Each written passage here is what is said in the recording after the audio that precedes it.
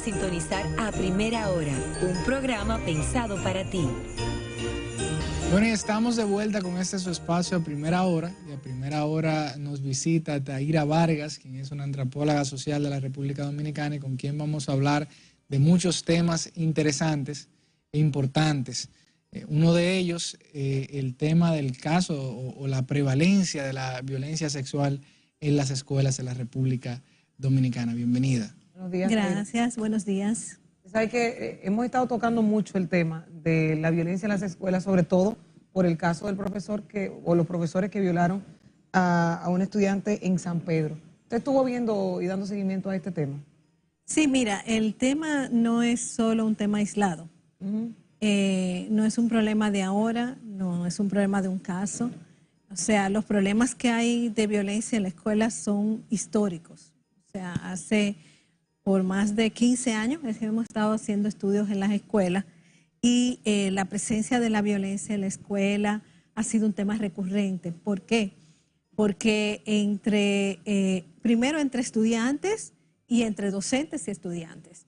Y los abusos sexuales en las escuelas se producen y se quedan invisibilizados, ¿no? Se quedan invisibilizados, eso son palabras mayores. Sí, sí, porque es que el tema es que muchas veces lo que se hace es trasladar al docente o cancelar al docente, no se le somete a la justicia, pero, aunque se le somete a la justicia, no se revisa las condiciones que se dan dentro del centro para que esos hechos ocurran. No, porque, por ejemplo, se tapan, no se mira el recorrido de un proceso de abuso sexual que no sucede en un momento, sino que cuando se da un abuso sexual como este es porque se han dado muchas otras manifestaciones de acoso sexual, de abuso sexual que no habían sido trabajadas dentro del centro, que es el caso, ¿no? Claro, o sea que cuando se da una que puede salir tal vez a la opinión pública es porque vienen dándose otras más y que tienen que ver con la ausencia de una serie de procesos de acompañamiento a esas jóvenes, a esas niñas y adolescentes, pero además de que ellas cuenten y ellos cuenten con herramientas para prevenir el acoso y el abuso sexual y que los centros educativos lo tengan también. Hay un tema también, y es que la relación entre docentes y estudiantes son relaciones muy verticales.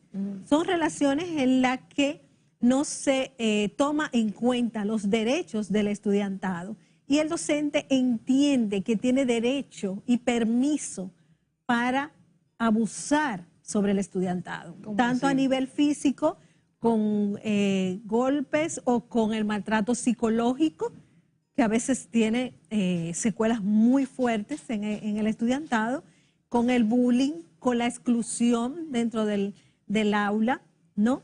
Se producen estas relaciones porque tenemos una escuela muy autoritaria, donde el estudiantado no hace conciencia de derechos y no se le entiende como sujeto de derechos.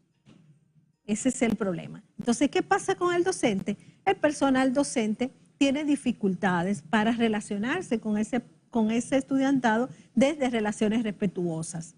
Y las escuelas generalmente culpabilizan a las adolescentes y a las niñas de las situaciones de acoso, que se dice, no, ella se vestía mal, ella estaba siempre de alguna manera coqueteando, ella lo estaba provocando, ¿no? Y eso legitima el acoso. ¿Qué siente el agresor? Que él tiene derecho, que está bien, que a él lo provocaron y él lo que hizo fue reaccionar a una provocación. Y eso es lo que pasa también con el tema del abuso. Y no solo un problema de la escuela, es un problema de la sociedad dominicana en general. O sea, la manera en que nosotros hemos abordado el abuso sexual ha sido desde la legitimación. O sea, hemos aceptado que los agresores tienen permiso sobre los cuerpos de las niñas y las adolescentes y ellas son las culpables porque ellas son las provocativas. En las escuelas se trata a las niñas y adolescentes de una manera con una continua violencia psicológica, tratando de controlar su cuerpo. Tienen que vestirse bien, no pueden ponerse nada que sea atractivo, no pueden ser provocadoras, ¿no? porque ellas son las provocadoras. Nosotras siempre somos las provocadoras en esta sociedad. Caramba, un contexto interesante. Pero ahí es importante, porque vemos en la violencia sexual, claro, son los casos que más generan en la sociedad la atención. Sin embargo, las manifestaciones de violencia en los centros educativos se viven de diversas formas.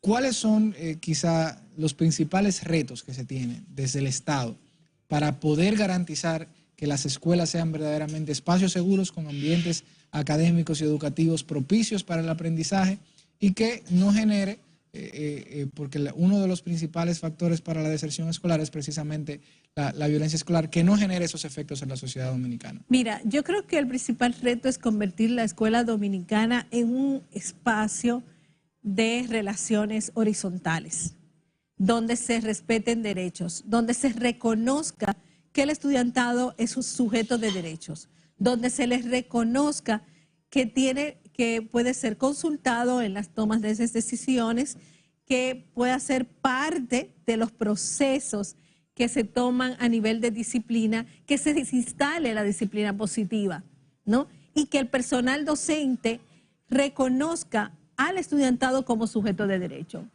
que las relaciones entre docentes y estudiantes cambien, que no sigan siendo relaciones tan autoritarias y tan violentas como lo son. Y también entre estudiantes y docentes y entre estudiantes entre sí. O sea, la escuela dominicana no hace una ruptura con todo lo que está pasando en la sociedad dominicana. En la escuela dominicana no se está mirando el contexto, desde dónde vienen ese estudiante, cuál es la realidad en que ellos llegan a la escuela y cómo la escuela puede cambiar esa realidad para favorecer a que esos estudiantes realmente aporten a la sociedad dominicana un cambio social de una sociedad violenta, machista, llena de abuso sexual, de desigualdad social y de desigualdad de género a unas relaciones equitativas. La escuela sigue reproduciendo lo mismo, no genera cambios. En la escuela dominicana se le está dando mucha importancia a imponer desde un supuesto valores religiosos, y se cree que con eso se está resolviendo una cosa que lo que se está haciendo es que se está ocultando. ¿Se tendría que sacar la religión de las escuelas? No tiene que sacar la religión de la escuela, simplemente respetar las creencias religiosas de cada quien. Porque es que tú no puedes imponer en una escuela que la directora de repente es evangélica, que todo el mundo haga una oración evangélica, cuando la escuela dominicana es democrática. Se supone que vivimos en una sociedad democrática y donde la escuela no debe ser un lugar para imponer nada a nivel religioso ni de ninguna creencia. Tiene que ser un espacio dialógico de intercambio y donde esté presente la diversidad y donde se respete la diversidad. ¿Y qué pasa con una escuela si es, por ejemplo, católica? Que hay escuelas que se llaman colegio católico tal. ¿Qué pasaría en ese sentido? En ese sentido ya tú estás poniendo a tus hijos en un colegio católico. Exacto, porque se supone de entrada que si tú colocas a un hijo en un colegio católico, sabe que lo que se va a dar ahí es católico. Es una doctrina Pero católica. si tú estás en una escuela pública, no se supone que debe haber ningún tipo de adoctrinamiento. Religioso. O sea, religioso. O sea, fíjense que eso de las oraciones en las escuelas no ha sido siempre. Eso ha sido en los últimos 20 años. ¿Y orar en la escuela usted lo ve como algo que tal vez agreda o dañe la integridad de los estudiantes? El problema es que orar en la escuela es antidemocrático. Es antidemocrático. Claro, porque la oración es una imposición, porque tú puedes tener ahí estudiantes que no sean creyentes. Pero hay una cosa, Taira, porque República Dominicana... La Constitución de la República no dice que somos cristianos, la Constitución de la República dice que somos democráticos. Somos democracia. Y antes de la Constitución, que se dio el tema de la bandera, cuando se dio el trabucazo, se constituyó como una Biblia. Sí, o sea, pero que está diciendo que los cánones y el origen de la República Dominicana viene cimentado en una doctrina cristiana. Sí, pero tú tienes una Constitución de la República que dice que somos democráticos y la Constitución habla claramente del respeto a la libre creencia. Total. Pero entonces, el respeto a la libre creencia supone que tú en los espacios que son públicos no debes imponer ninguna creencia. O sea, tú tienes una escuela pública. A la escuela pública va todas las personas que pertenecen a esa comunidad, esos estudiantes que pertenecen a esa comunidad y quizá de otras. cada familia de ese estudiante probablemente tenga una religión diferente.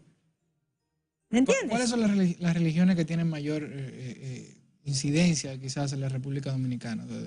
Aparte del cristianismo en sus vertientes católicas. Las denominaciones.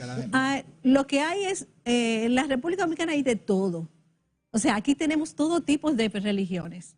Aquí tenemos el cristianismo protestante, aquí tenemos el cristianismo católico, aquí tenemos personas que son judías, aquí tenemos personas que son budistas, aquí tenemos personas que son musulmanas. En estudios que hemos hecho en comunidades hemos visto y hemos encontrado personas musulmanas. Aquí tenemos personas ateas. Aquí tenemos personas que no pertenecen a ninguna religión, pero son creyentes, ¿no? O sea, no se inscriben dentro de una institución religiosa determinada, sino que es simplemente creyente, ¿no? Entonces, toda esa diversidad que tenemos en la República Dominicana tiene que ser respetada. Y más en un espacio como la escuela, que es un espacio educativo, donde el sistema educativo está cimentado en la libre creencia, en la democracia, en crear pensamiento crítico y en respetar la diversidad y los derechos. Entonces, ¿cómo tú desde la escuela impones? Además, fíjate qué pasa, que cuando tú impones un sistema religioso y unos dogmas religiosos y una manera de comportarse, tú cierras el diálogo. Creas una barrera al diálogo con el estudiantado que viene con diferentes creencias, que pudiera aportar desde esa diversidad, ¿no?, a una perspectiva democrática dentro de la escuela. Tú le creas una barrera, porque ya él se siente que tengo que respetar eso que tú dices, aunque yo no lo crea.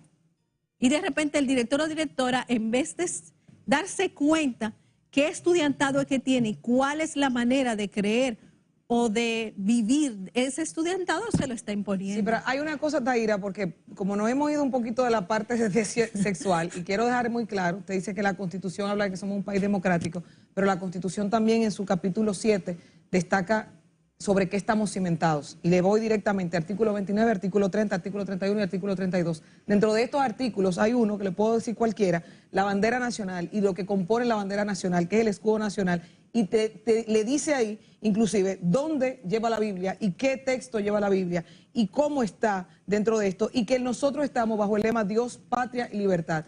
Está cimentado en valores cristianos. La República Dominicana no significa que no seamos un Estado social, democrático y de derecho, pero la misma Constitución a la que usted se refiere establece esto con ese escudo nacional que fue lanzado y preparado antes incluso de la Constitución ser proclamada, la primera. Fue con un escudo nacional cuando se habilitó la bandera en la independencia nacional. Pero una cosa es importante que lo sepa, porque yo no me imagino ir, por ejemplo, a cualquier país donde se practique el budismo como religión oficial a llevar una doctrina católica y que digan que se tiene que colocar o que no se debe imponer, porque hay lugares donde usted ni siquiera puede, si no anda con una burka, puede salir, porque esas son sus costumbres. O sea, hay lugares que si usted no tiene una burka y usted no está tapada, no la dejan entrar. Pero no son democráticos. Pero, o sea, estamos hablando de democracia. O sea, si tú eres una democracia, tú se supone que estás cimentada en la diversidad y en el respeto a derechos ciudadanos. Y reconoces que existe una diversidad y existe la libertad de creencias y la libertad de prácticas sociales. Que tú tengas un escudo con una Biblia, perfecto. Todos los escudos tienen algún símbolo sagrado. Pero el que tú establezcas en la Constitución y establezcas que la República Dominicana es un Estado democrático, cimentado en los valores democráticos, y que la escuela dominicana desde el sistema educativo está basado en la democracia, en la libre creencia, y que de alguna manera fomenta el pensamiento crítico, entonces tú tienes que no imponer. Porque cuando tú impones, estás contrario a la democracia. Eso es autoritarismo. Y el autoritarismo es cercano a los regímenes totalitarios. ¿Me entiendes? Una cosa es decir Dios, Patria y Libertad en un escudo, y otra cosa es decir las escuelas, de ahora para adelante, todas las escuelas públicas van a enseñar y a promover el cristianismo como religión oficial.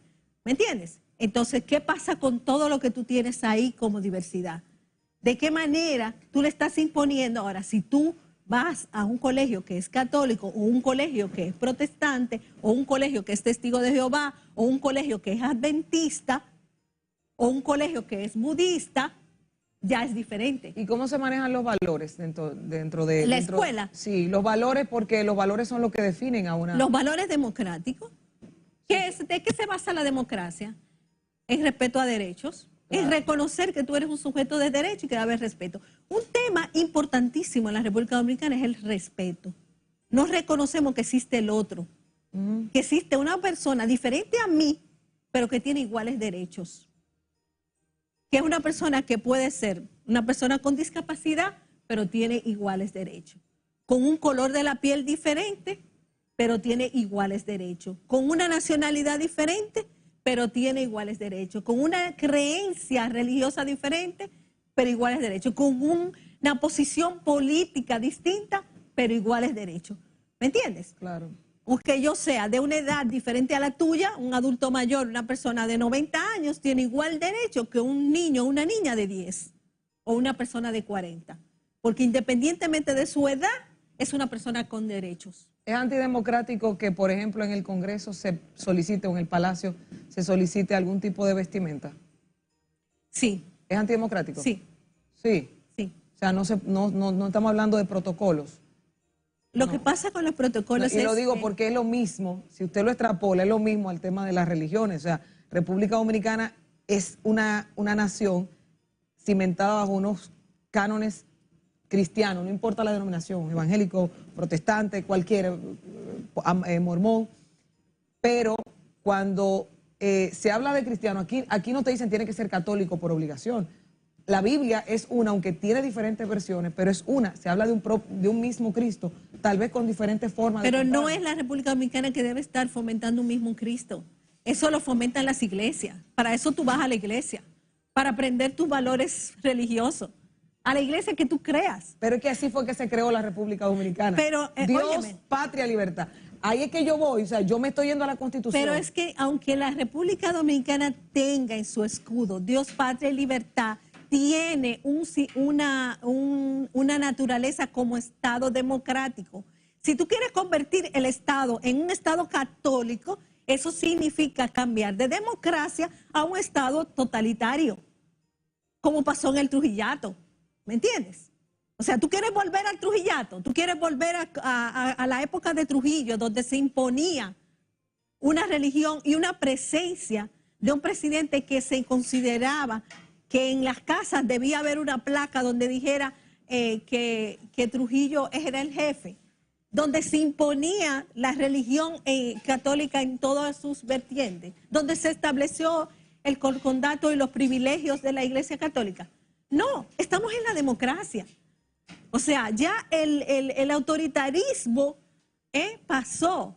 Nuestra República Dominicana en estos momentos es parte de las Naciones Unidas y es parte de todos los convenios internacionales donde se respetan los derechos a la niñez, donde se respetan los derechos ciudadanos, donde se respetan los derechos de personas con discapacidad, donde se respetan los derechos de las personas LGTBQ, o sea, personas con diversidad sexual, que tienen derechos en la República Dominicana. Y eso supone una apertura democrática. Tú no puedes imponer. Cuando tú impones, estás yéndote hacia el autoritarismo. Taira, tú has mencionado dos puntos importantes y quisiera tu opinión como antropóloga, y es el tema de la diversidad y finalmente mencionabas el tema también de la comunidad LGBTQ.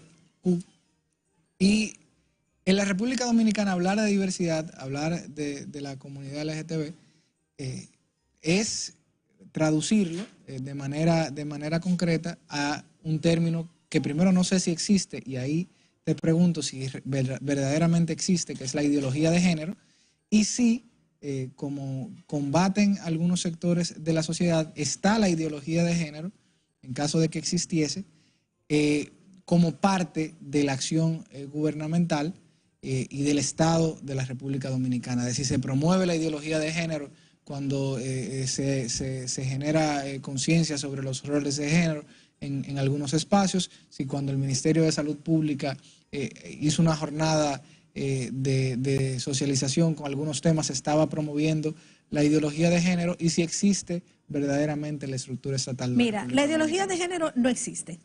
Eso es un término que se ha establecido para estigmatizar lo que es la promoción de los derechos de las mujeres y la promoción de la equidad en las relaciones de género. El género, el concepto género, es una categoría que se establece a partir de las investigaciones de las ciencias sociales que demuestran, incluyendo la antropología, que en diferentes sociedades, las mujeres en cada sociedad, en cada grupo social, tienen roles diferentes. Que no es por naturaleza que la mujer es cuidadora, que no es por naturaleza que a la mujer le tocan los roles domésticos. Por ejemplo, yo estuve en África, en Guinea Ecuatorial, como antropóloga haciendo un estudio, y en Guinea Ecuatorial las mujeres son las que hacen el trabajo forzoso, el trabajo de esfuerzo. Son las que hacen el trabajo agrícola y hacen las cargas más fuertes, ¿no? Entonces, incluso fui a una comunidad dentro de Guinea Ecuatorial donde las mujeres son las que tienen la estructura de decisión de poder de esa comunidad, un matriarcado. Entonces, eso ha demostrado y le demostró a las ciencias sociales que existe una construcción de lo que es una construcción cultural de la manera en que las mujeres asumen roles dentro de la sociedad. Y por eso se habla de roles de género. Los hombres tienen determinados roles y las mujeres determinados roles en cada sociedad por un tema cultural. Pero ¿qué pasa? Que esos roles de género han generado mucha desigualdad. Por ejemplo, las mujeres en la República Dominicana todavía no tienen las mismas oportunidades de empleo que tienen los hombres. Y donde hay más desigualdad a nivel rural, donde las mujeres tienen menos oportunidades para conseguir ingresos que los hombres. Se han hecho estudios en empresas donde mujeres con el mismo puesto de un hombre ganan menos. ¿Me entiendes? Creo que hay una confusión y no sé si soy yo la que la tengo, porque lo que Taira explica es equidad de género.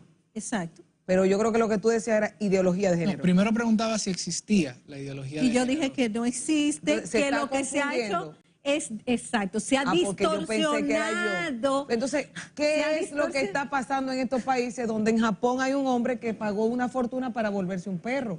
En Reino Unido hay una muchacha que se convirtió con operaciones en un caballo. The Horse Girl se llama. Y en muchísimos países del mundo hay una demigirl, que es no sé si era chileno, que es un hombre de más de 40 años que se siente una niña de 9 años. Entonces, ¿qué es eso? Porque dicen, yo me siento una niña y me tienen que tratar como una niña. Entonces, ¿qué es esa parte que no es equidad de género?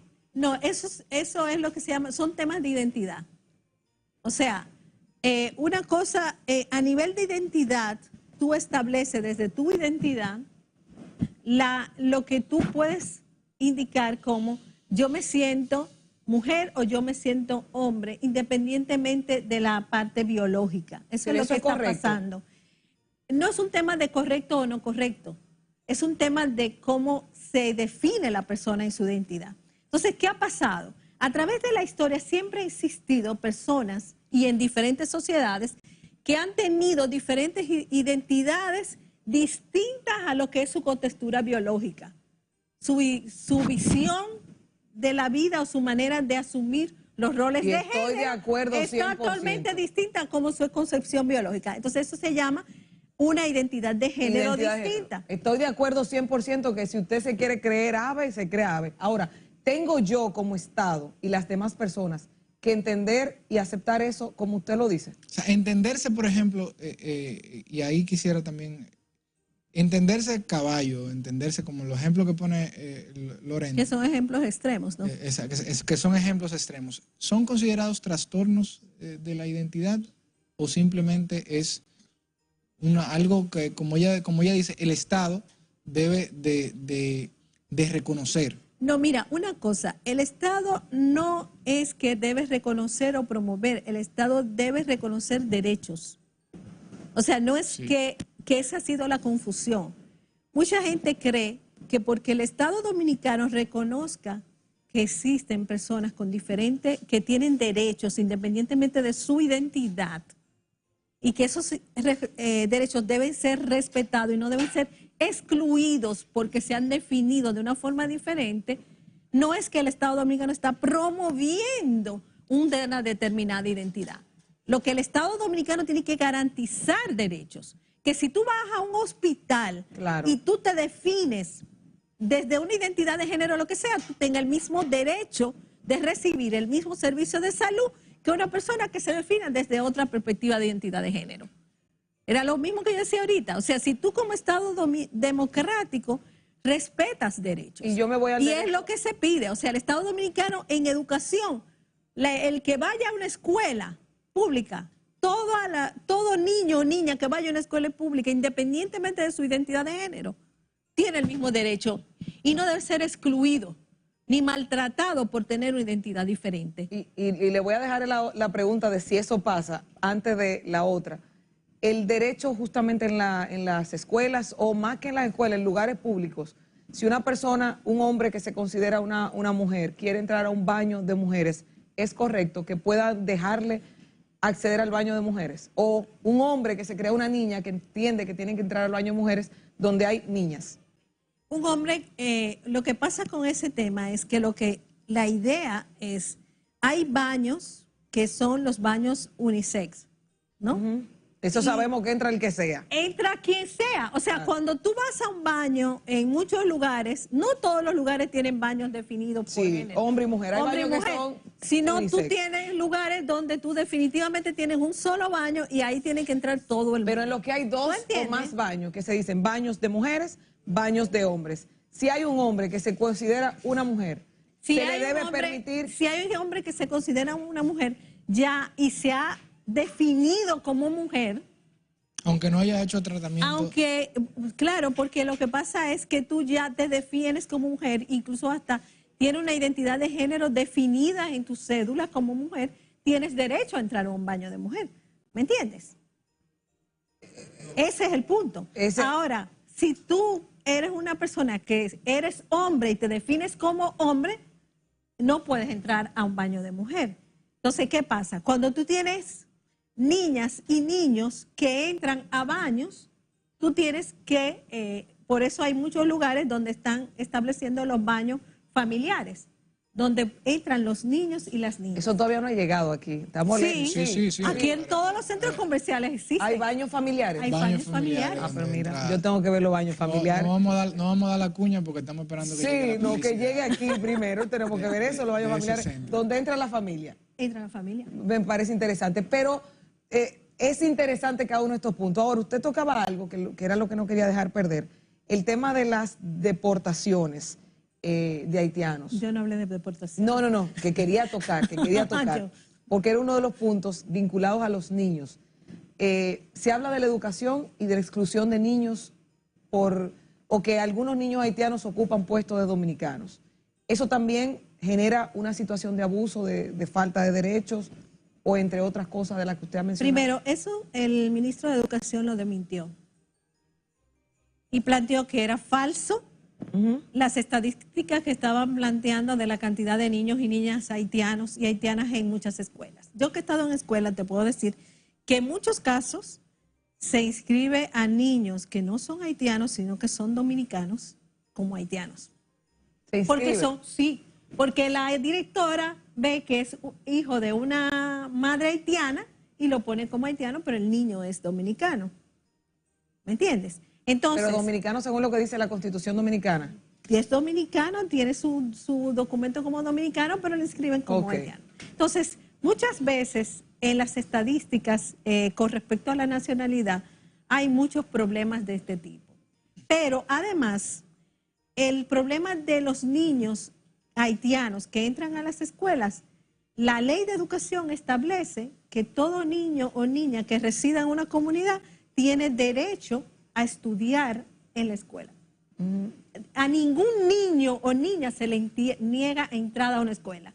Y nuestras escuelas tienen venezolanos, niños y niñas venezolanos y venezolanas, tienen niños y niñas haitianos y haitianas, tienen niños y niñas dominicanos, dominicanas, tienen niños y niñas norteamericanos. tienen niños y niñas, por ejemplo, en las zonas turísticas, italianos, franceses, colombianos, ecuatorianos. Nuestras escuelas están, incluso el ministro de Educación lo planteó, se está hablando de extranjeros, pero muchas veces no se entiende que en extranjeros están muchísimas nacionalidades que están en las escuelas. Sí, lo que pasa es que antes de octavo creo que no te piden documentos si no los tienes, o sea, no es obligatorio. No, a partir de octavo se piden los documentos por las pruebas nacionales, porque ya a partir de octavo tienen que darse una certificación de pruebas nacionales que debe tener los documentos. Pero en las escuelas dominicanas no se le niega el derecho, como en ninguna escuela en Estados Unidos, no se le niega el derecho a ningún dominicano ni dominicana migrante a estudiar. Y incluso siendo de padres irregulares. Claro. Taira, yo quiero, antes de la última mía, Carlos, espérate. ¿Hay racismo en RD? Sí. Sí. ¿Hay racismo o hay clasismo? Hay las dos cosas. ¿Lo hay desde políticas institucionalizadas o existe en la sociedad como existe en cualquier sociedad? Mira, cuando tú estableces una política de deportación de haitianos masiva, como se hizo, y como se está haciendo, de 10,000 por semanas, sin ningún tipo de criterio ni un sistema de registro de la población que tú vas a deportar como se debe hacer según los protocolos establecidos, tú provocas que esa medida se desarrolle desde el racismo. Porque de qué manera captan, apresan a las poblaciones haitianas por el color de la piel. Y eso es una práctica racista. Y muchas veces lo hacen y le desconocen documentos porque han agarrado a dominicanos negros. Y están llevándose dominicanos negros y luego que lo depuran y a veces ya en Haití.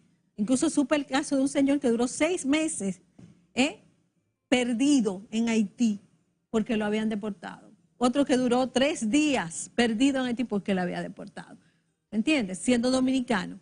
Y no tenía ninguna presencia en Haití de familia. Entonces, eso es una práctica racista, porque el racismo es cuando tú, por el color de la piel, les das un trato diferente a las personas. Eso es racismo. Cuando por rasgos, cerca del tema afrodescendiente, tú tratas a la persona de una manera distinta. Cuando estableces medidas que están basadas en el color de la piel o en rasgos físicos de la persona. Eso es racismo, ¿no? Y entonces ahí es donde está el problema del racismo. En la República Dominicana, con estas medidas, lo que se ha provocado es que muchos autobuses se estén sacando a gente negra o no, simplemente no la quieren dejar entrar, porque consideran que es extranjero. O la consulten, por lo menos. Pero como quiera, o sea, si tú y yo vamos a entrar a un servicio en el que tenemos ambos derechos y a ti te sacan aparte porque tú eres negro, ¿qué es eso? ¿Cómo te sientes tú? Discriminado. Eso es discriminación racial. ¿Me entiendes? Quizá comprender la naturaleza de la política, porque las deportaciones masivas no son deportaciones masivas porque se entendió que había muchas personas de color. Las deportaciones masivas ha sido la respuesta a las migraciones masivas y a los flujos migratorios. Claro, flujos migratorios masivos que son organizados por un sistema mafioso de tráfico irregular. Los haitianos y las haitianas no llegan solos. Sí. Llegan con una persona que los trae.